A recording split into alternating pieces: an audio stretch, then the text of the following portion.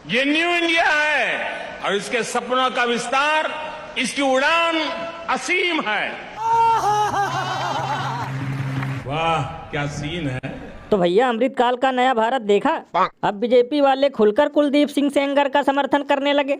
तो लल्लन भैया इसमें चौंकने की क्या बात है, क्योंकि अंधेर नगरी की तो 2014 से ही यही कहानी है और हैवानों का समर्थन करना तो इनकी पुरानी निशानी है।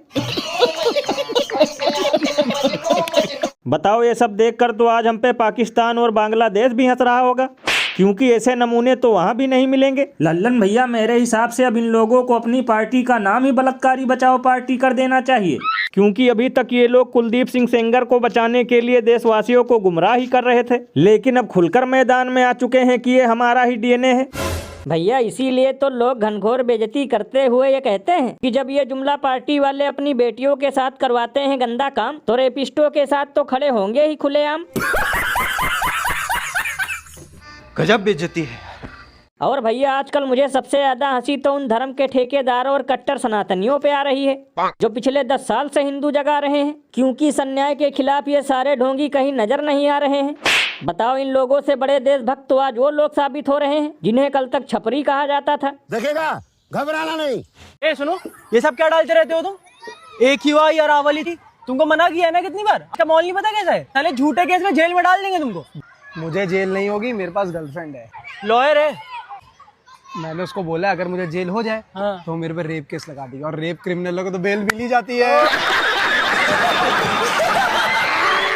और अभी तो रुको, क्लाइमैक्स अभी बाकी है। कई बार नेता केवल भाषण देते हैं, मुझे लगा शिवराज भाषण से कुछ नहीं होगा, आचरण में आना चाहिए। तो मैं रोज एवरीडे 5 साल से लगातार पेड़ लगा रहा हूं, आज भी पेड़ लगाया है।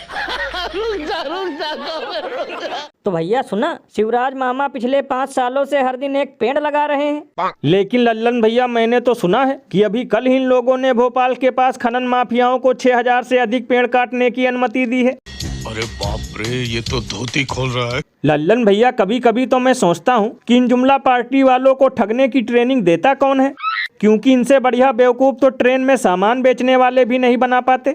यानी गरीबी मिटाने का भाषण देकर ये आटे पर जीएसटी लगाते हैं, धर्म बचाने का झांसा देकर बीफ कंपनियों से चंदा खाते हैं, और एक तरफ हर दिन पेड़ लगाने का दावा करते हैं, दूसरी तरफ पूरा जंगल ही बेच खाते हैं।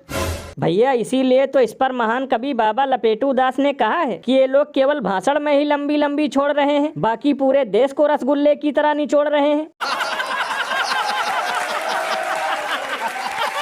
और भैया एक अंदर की बात बताऊं, अगर 5 साल और इनकी सरकार टिक गई तो दुबई वाले खुद यहाँ रेगिस्तान देखने आएंगे, क्योंकि केक से ज्यादा तो देश में पेड़ कट रहा है।